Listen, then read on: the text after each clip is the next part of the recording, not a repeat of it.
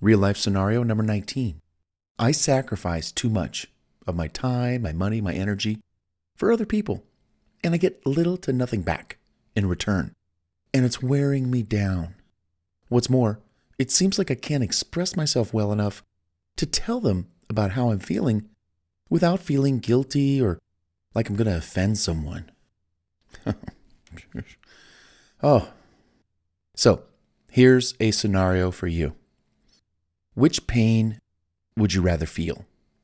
The one where you're giving and giving and giving and giving, stop me at any time, and giving and continually giving and getting next to nothing in return? Or the pain of feeling guilty temporarily that you gave nothing, but you made a decision that was in your best interest to not be at everyone's beck and call anymore? I have a saying, you're going to feel the pain either way, whether you stay or go, whether you give or withhold. So you might as well do what's in your best interest and move on. That said, feel the pain, which is usually temporary, and do what's right according to your own needs and beliefs. You have to save yourself in this scenario because it looks like no one else will.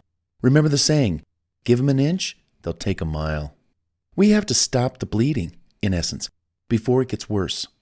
For example, I know an 87-year-old woman who is being used by all of her friends and relatives to drive them around, take them shopping, pay for their meals when out and about, and so much more. I told her she's got to put her foot down on all that use and abuse. Heck, she's 87. She's supposed to be retired. She's supposed to be the one driven around town, treated nicely, taken shopping, her meals paid for, But that's not what's going on. So I told her, either way, you're going to feel the pain or some form of guilt when you choose to say, no, I can't this week to these people. I also told her to let them down easy and gradually. You don't got to do it cold turkey. So she did. She started to tell them, let's do it next week as I'm busy this week, or also let's cut back on all the driving around town and checking in, at 7 p.m. every night just to say good night. Why don't we do it a couple of nights a week instead of every night, Monday through Friday, including weekends? Well, to date, and it took some time, but she's freer, not driving all over town as everyone's personal Uber driver, you name it. At first, yes, she did feel a tad guilty, backing out for her own good, and with my help, nudging her along every step of the way. But now, she's liberated, free, and guess what? These people who were taking advantage of her now respect her and are careful not to make too many demands on her time. I also told her to use her age in the equation, such as, look, I'm 87 years old. I'm supposed to be retired and sitting on my patio with a glass of lemonade. I'm not a bus driver or your personal ATM. Now back off.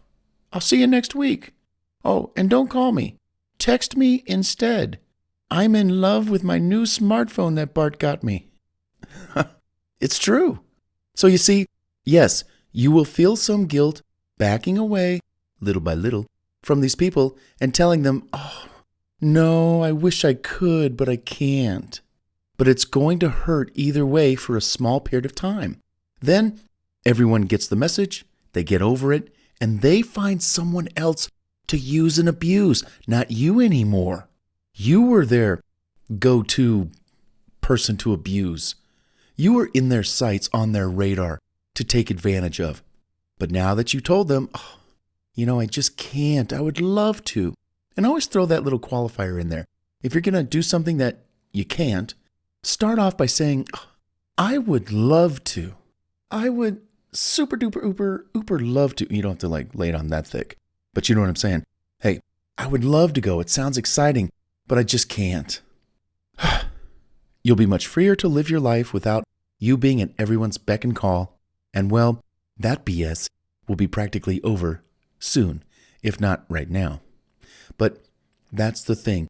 And if it makes you feel any better, do those things, backing out, saying no, do them gradually and in ways that either they're not suspected. For example, maybe just disappear. Or I actually have a technique that I talk about in BS the book, It's an excerpt that I actually want you to listen to. It's called ADD. Yeah, and I've got it. I've got ADD. Oh, not the attention deficit disorder stuff. No, I'm talking about a tactic to get rid of people. But it's true. ADD, avoid, dodge, and delay.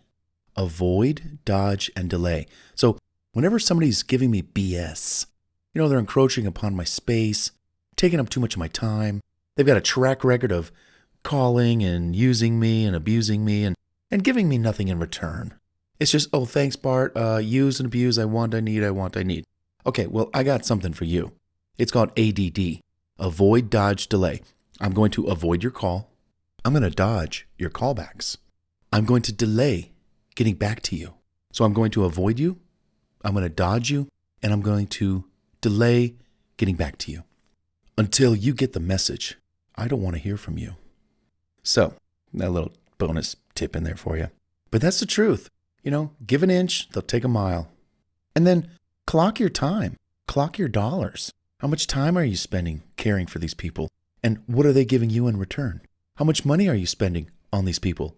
And how much are they spending on you? If a year goes by and you could clock in like, let's say $500 to $1,000 that you spent on these people, or 10 to 30 hours of your time, and whenever you ask them for something, they just don't come through, we know what these people are doing, and you're going to put an end to it.